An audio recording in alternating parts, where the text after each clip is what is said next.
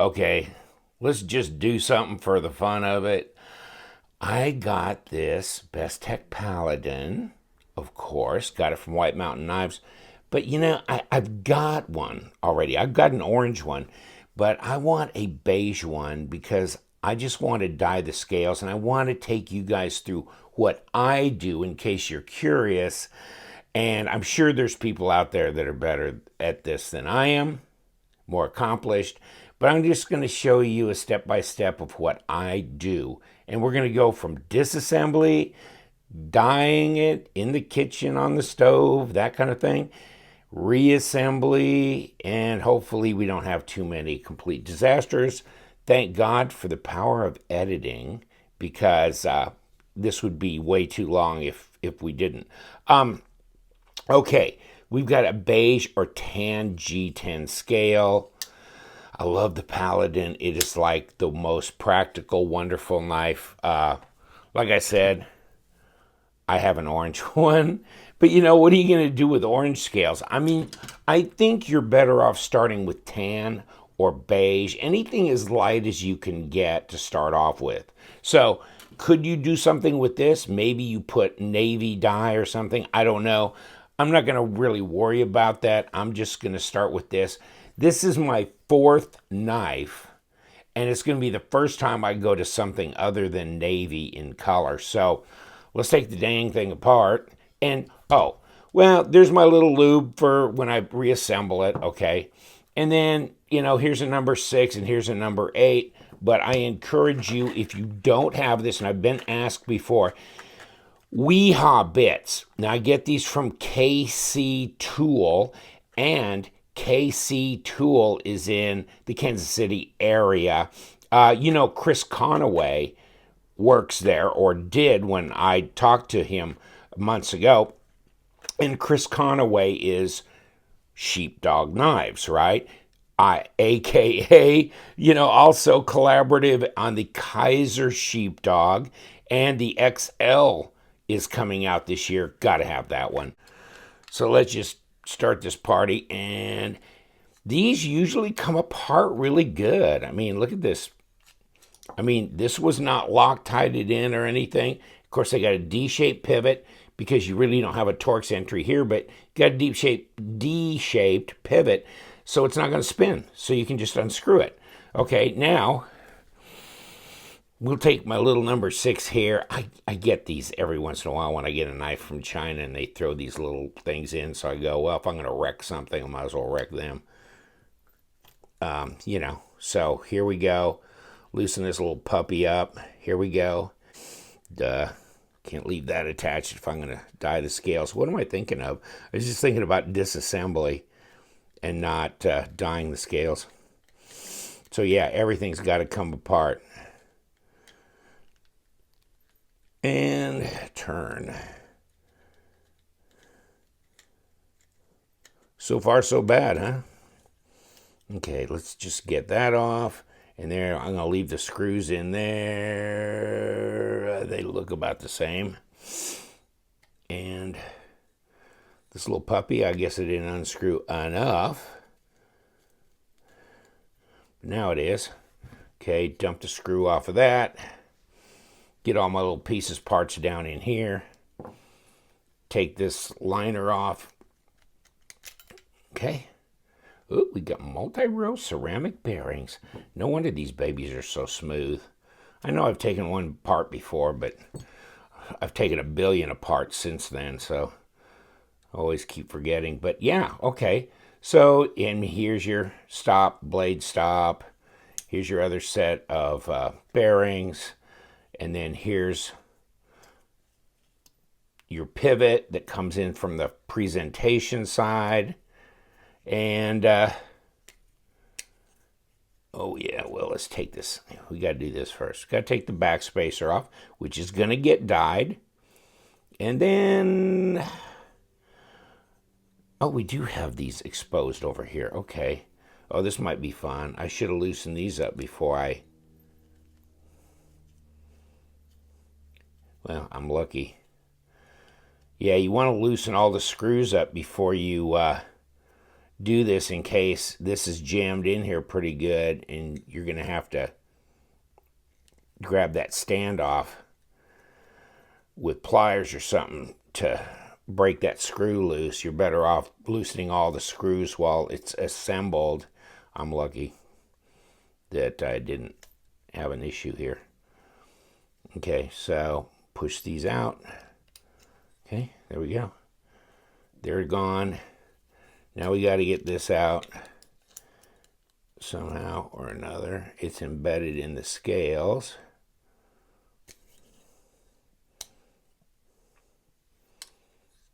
So just knock it out. There we go. Finally. Bingo. It only goes back one way because the other side is your lock side, so not a problem. In any case, when you go to doing the dyeing, yes, you need to wear some rubber gloves.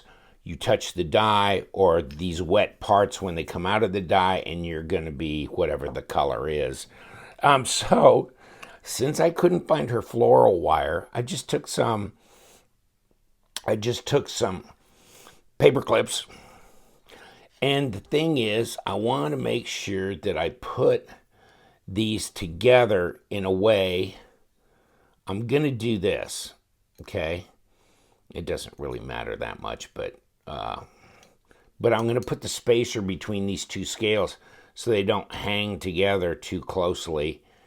And we're clear up here, so I guess we can go into here. Let me see this.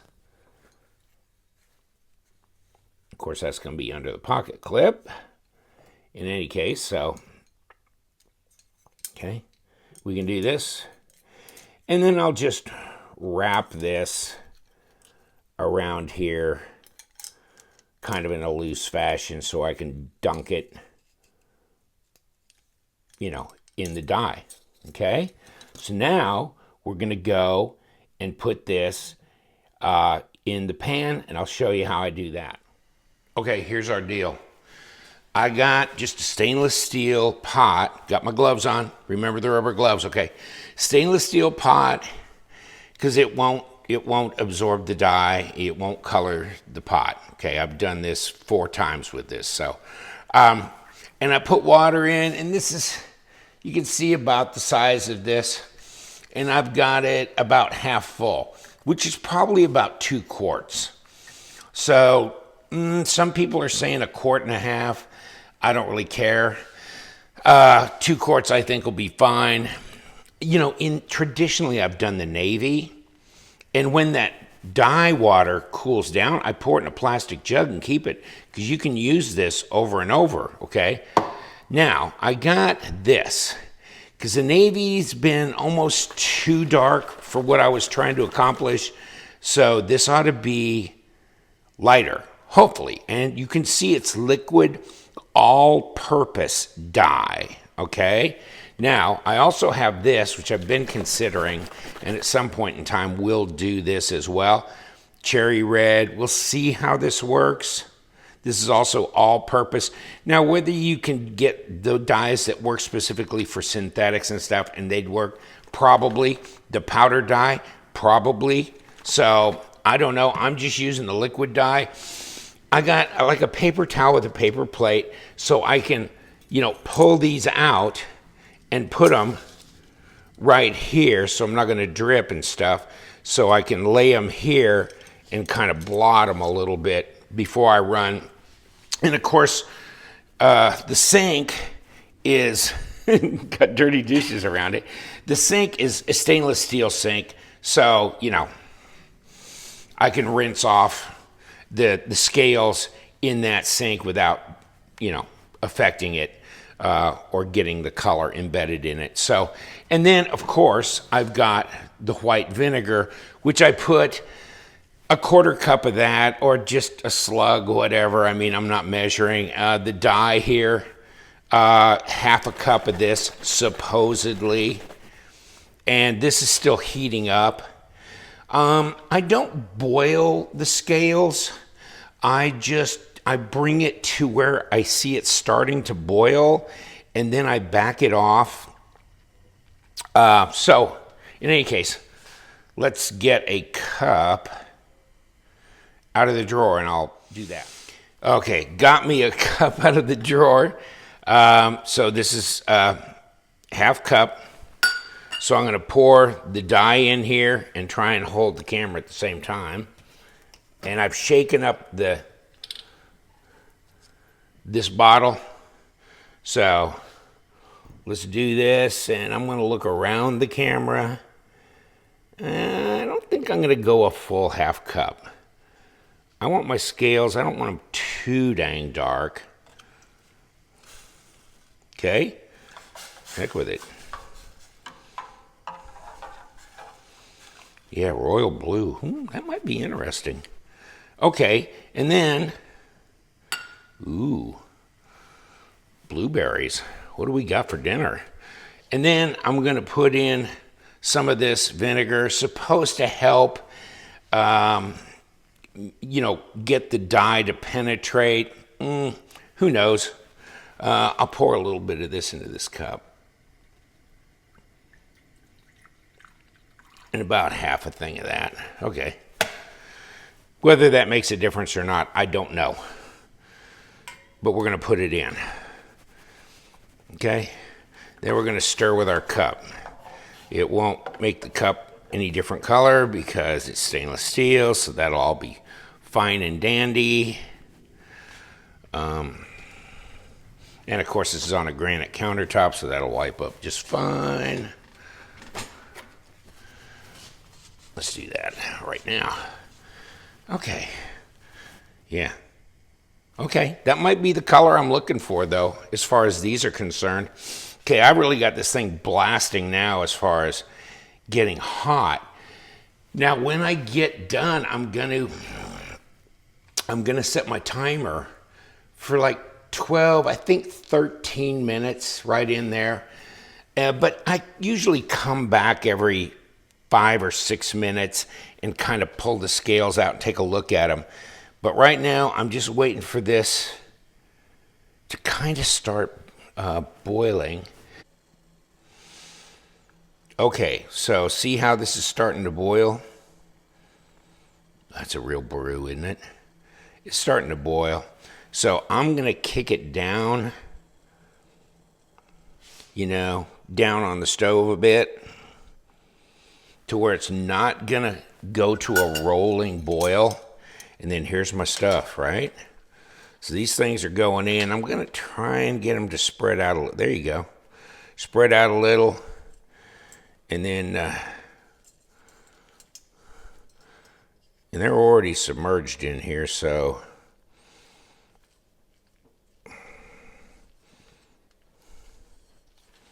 get this to hang over the side of the pot and kind of off that way so that this wire won't get real hot. But we're going to put them in here. Okay, timer. Let's go 13 minutes. And hit go.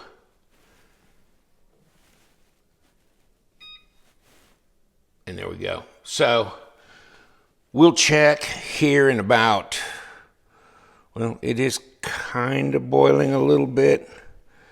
I'm going to kick it down just a little bit more. Not all the way to low, but I don't want it really at a rolling boil. These ought to be interesting, see how they take. So we'll check in about 6 minutes. Okay, we got 2 minutes left because we set the timer for 13, was it? Now I forget. Hey guys, so a couple minutes left. I'm going to take a look at them.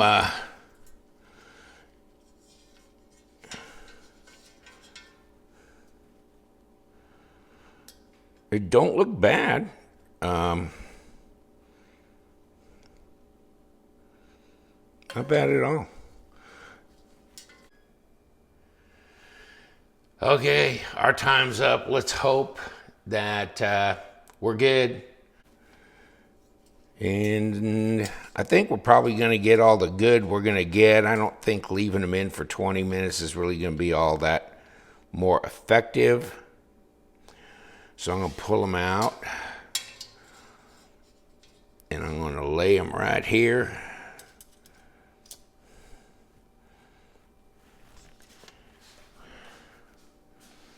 So I'm going to try and give you some sunlight on these things if I can.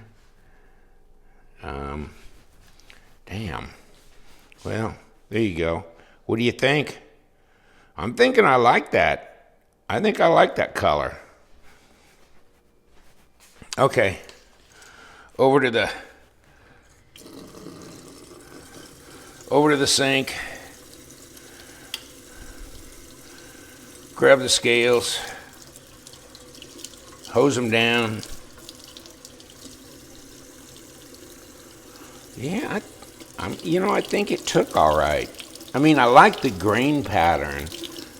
That's kind of what I really like. This kind of lighter, darker grain running through that. I think that's a good thing.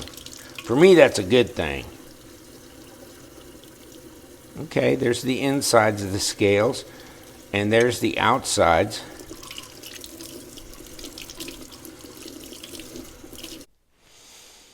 All right, we got them back. Yeah, I like that color.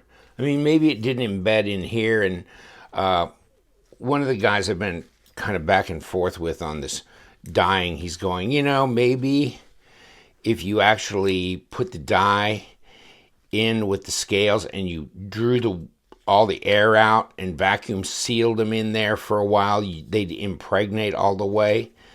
But, I'm looking at the knife from the outside and not from the inside of the scales. I could have left them maybe in longer, but I don't mind this effect at all. I like this. So, see how they look when it's all reassembled, which we don't need the gloves on to do that. So take them off, and we can take this off, these parts off, and we've got the front. We've got to put a lock bar into this. You can see where it gives it space to do that. And they only go one way.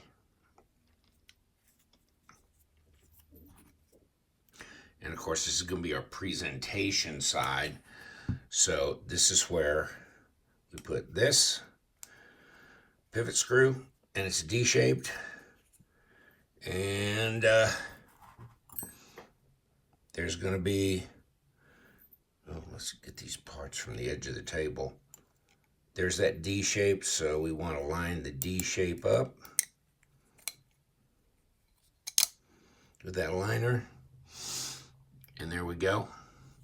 Now we need to put the blade stop, which is this one. It's solid in the middle, so that's easy to discern. Okay. And I guess we can lay the blade in there.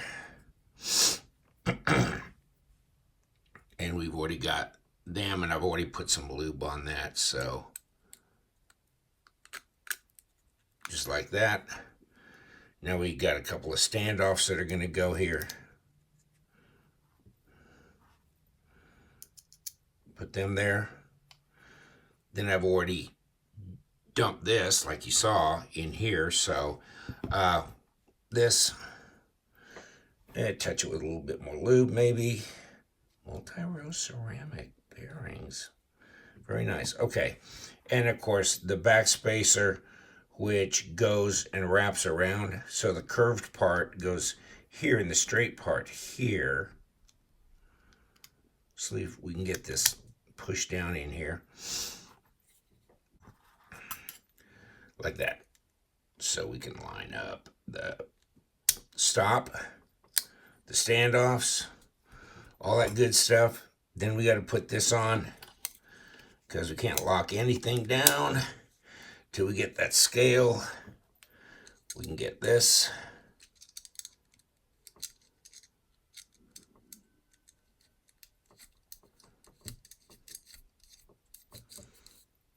And we'll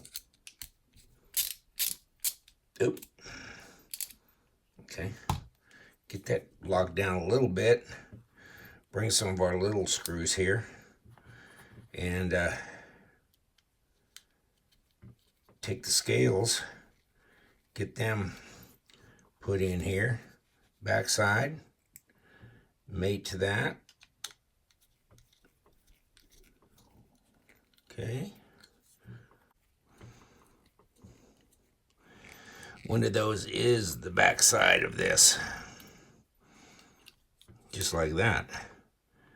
I don't think one of those is any longer than the other, so it doesn't matter.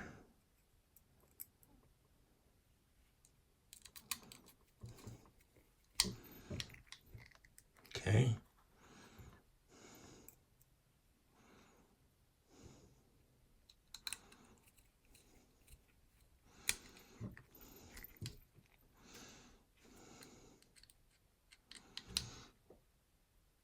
Just tighten them down a little bit here and there. Okay, that's locking down. That's locked down. Are we centered up yet? We're pretty close. Probably having my mic plugged in didn't make much difference. I'm leaning so close to the camera. Sorry about that. Okay. Okay.